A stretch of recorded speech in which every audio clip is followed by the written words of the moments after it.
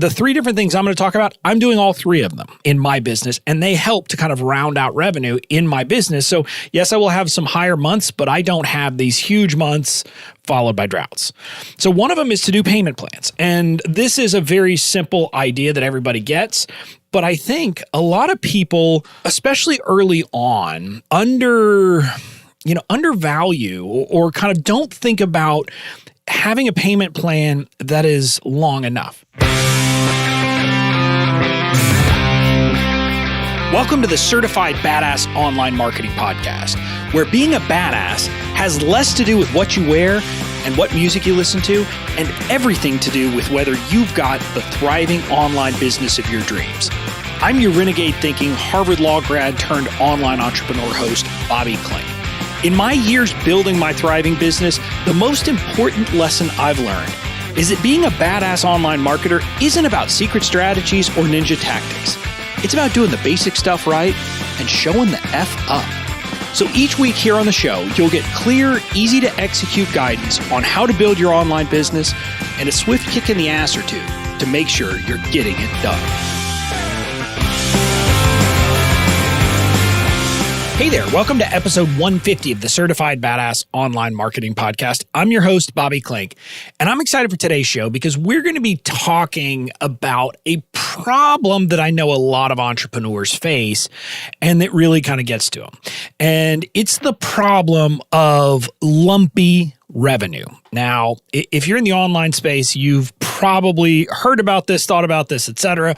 So many of my friends in the space are using the launch method, the launch mentality, and they end up with these very lumpy periods of revenue. So they'll have a launch and they'll generate a lot of revenue, and then they have no revenue for long periods of time. And so I hear their struggles, and I wanted to do a quick episode, just one of these quick Friday episodes where we dig into that problem and ways to kind of solve that problem. Because the problem, is something that I know a lot of people struggle with. Now, once you get much bigger and you're, maybe a seven-figure entrepreneur, it's not as big of a problem. But for my friends who are 5 and 6 figure entrepreneurs, this becomes a problem. So I wanted to talk about it. So that's what we're going to be talking about today. Let's go ahead and dive in. I want to start by talking about why it's a problem and what comes up from this. Well, first of all, let's be very clear. Part of the problem with lumpy revenue is that we humans tend not to be as disciplined as we need to be. In other words, if you have a big hit of revenue like twice a year, you can survive on that if you are careful with your money, if you budget it properly, if you understand the lumpiness of it, etc., and you then plan the year accordingly. And that's a reality. You can do that. And, if you are very, very disciplined, lumpy revenue isn't a problem. But let's be real. Most entrepreneurs, most people don't have that level of discipline. They have this big hit of revenue and they say, ooh, okay, well, I'm going to do this, this, and this. And they start spending money. And it's not that they're wasting money. I can tell you from my own experience, I did this after I had my first truly big month back in May of 2018. I had a $70,000 month, and I was like, I'm on top of the world. And so I started saying, okay, well, I'm going to hire a Facebook ads person. I'm going to do this and I'm going to do that. And money had come in, but the money started flowing out pretty quick. And I didn't budget it accordingly. And I think the reality is that happens. And part of it is that it's hard not to, right? When the money is there, it's hard not to kind of have, these inclinations to go ahead and make investments in your business. But the other problem with lumpy revenue, candidly, is that if you are on a lumpy revenue model because you are on a launch model for big products and the coronavirus hits right before your next launch, guess what? the reality is that might really screw up your business plan. And look, I launched through the coronavirus. You heard that in the last episode where I talked about and kind of recapped what we just did in our launch. But what I'll tell you is, and I'm telling people you got to keep doing business, et cetera. But I'm going to be 100% honest with you, and I was in the last episode, that the reality is that when you have a crisis like this, there will be people who would have fallen into the yes camp. Maybe they were like fence sitters who would have fallen into the yes camp and bought from you under normal circumstances. Well, guess what? They're going to fall into the no category when there is something like this going on. And so if you have this kind of lumpy revenue and you kind of need that influx of cash and something bad happens right beforehand, we got problems. And that's the reality. I know a lot of my friends who are dealing with this right now who are on the fence. They're not sure. They're like, should I launch? Should I not launch? They're unsure and all of these things. And so that's because largely they have these kind of lumpy models for revenue. So that's where the problem comes up. The separate problem is that realistically, like if you have these big launches with lumpy revenue, you end up having to spend a bunch of money before the money comes in, and that can be scary as well. So that's kind of the problem, and I want to talk about 3 different ways that you can kind of address this. So number 1 is with payment plans for your signature products. This is always a good plan. And by the way, the 3 different things I'm going to talk about, I'm doing all 3 of them in my business, and they help to kind of round out revenue in my business. So yes, I will have some higher months, but I don't have these huge months followed by droughts. So one of them is to do payment plans. And this is a very simple idea that everybody gets, but I think a lot of people, especially early on, undervalue or kind of don't think about having a payment plan that is long enough.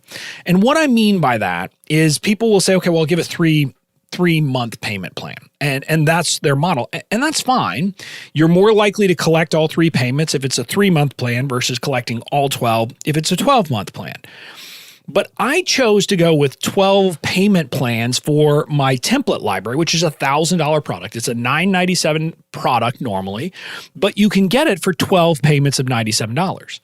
Now, first of all, it gets rid of impediments to people to buy because they can get this for just $97. So that's much easier for people. And what I will tell you, just FYI, is that since coronavirus has come up, we have been getting a steady flow of people buying my template library and almost all of them on the payment plan. So people have been opting for that, less money out the door right away, which is not surprising. But so that has been happening. So I have that. And the beauty of that is that effectively, let's say I sell 10 of those a month, which is about where we are. I think right now I haven't looked at my stats specifically, but 10 to 15 of those a month. Well, yes, if you're doing it every single month, it's great. It would be great. I'd be bringing in, $10,000 to $15,000 a month in revenue just from selling that. That would be awesome. But back when I was using kind of a not open all the time model for it, and I would launch this, say, quarterly, the great thing was that even in those months I wasn't launching, I would have revenue coming in. So now for me, and I don't know what my precise number is right now, but I have somewhere between $6,000 and $7,000 a month coming into my business on those payment plans, which means I have that money that is just coming in to fulfill prior things that I've sold. And so I don't even have to put any effort in. So I would encourage you, if you have an expensive product, to consider a 12 pay, because there is beauty in having that money come in every month. Now, the downside people talk about is the non-payment, the risk of non-payment. And that is an issue.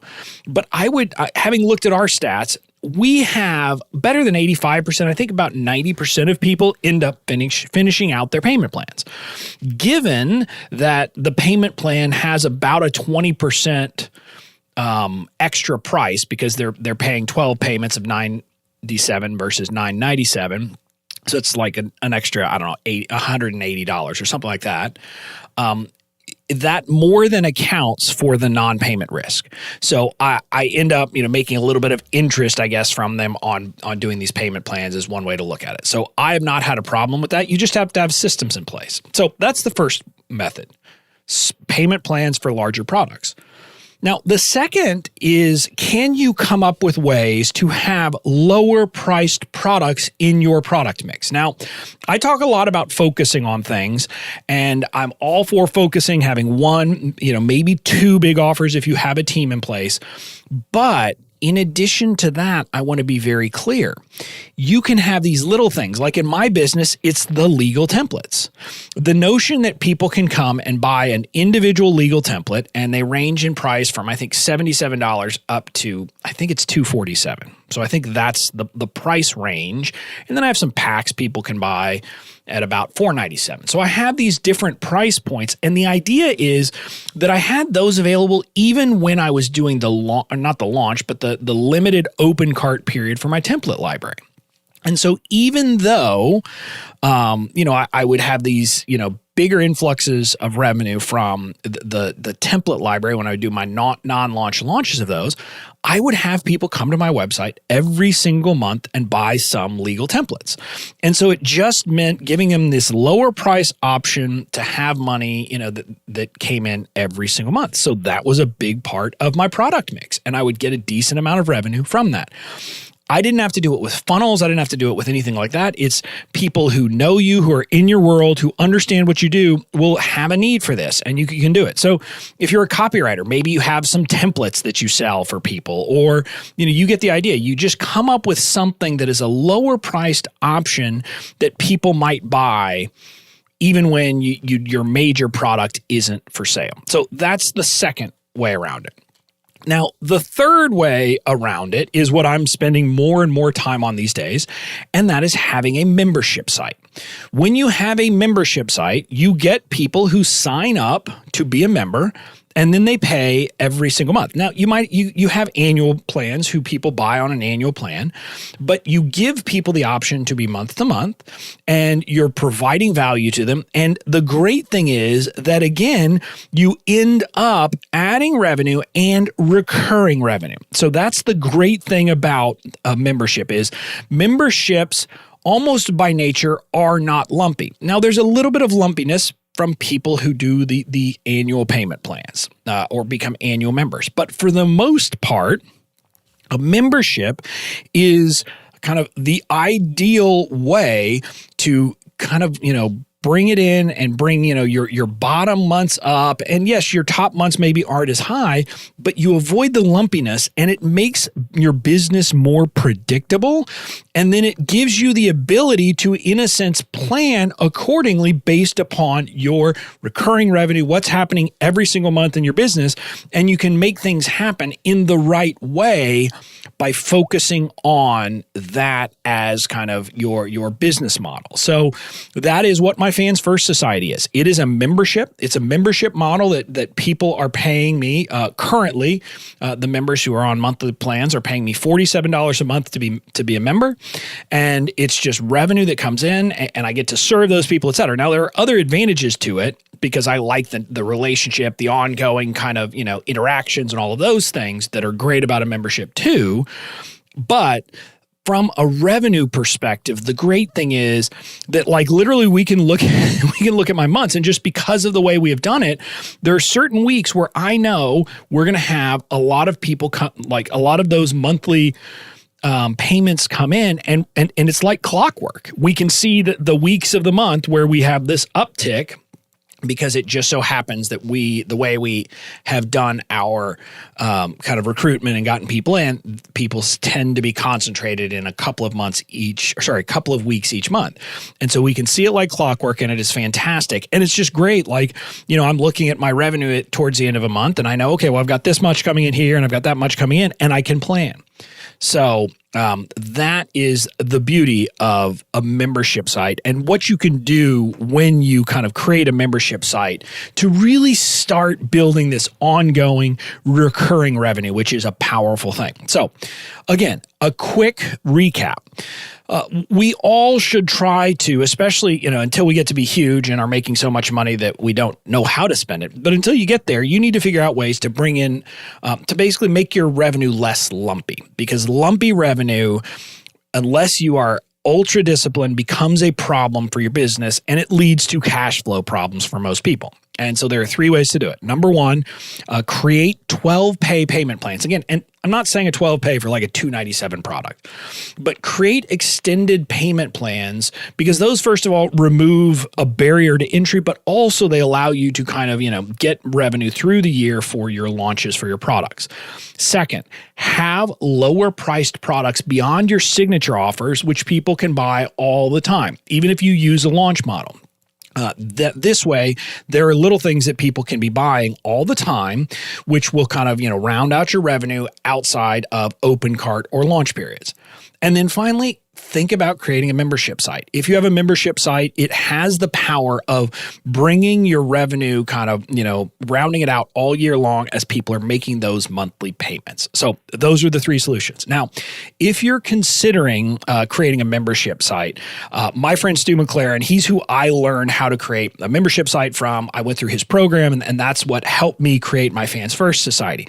He has a tip guide, I guess you would call it, that you can get, where 6 and 7-figure membership owners give kind of tips on how to boost your business. And, if you're thinking about creating a membership site, you should definitely go check that out and get that guide. You can get it by heading over to bobbyclink.com/membership tips. Again, bobbyclink.com/membership tips. And the tip sheet talks about how you can attract people. Then, it gives you thoughts on how you can convert people into a membership, and then how you can serve them and keep them there. So it'll kind of give you an idea, if your wheels are turning, about what you want to do and how you can start to think about building a membership site to get rid of your lumpy revenue. That's it for this episode. I will see you again next Tuesday.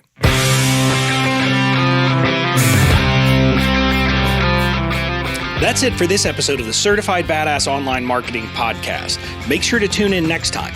And in the meantime, go out and build the badass business of your dreams.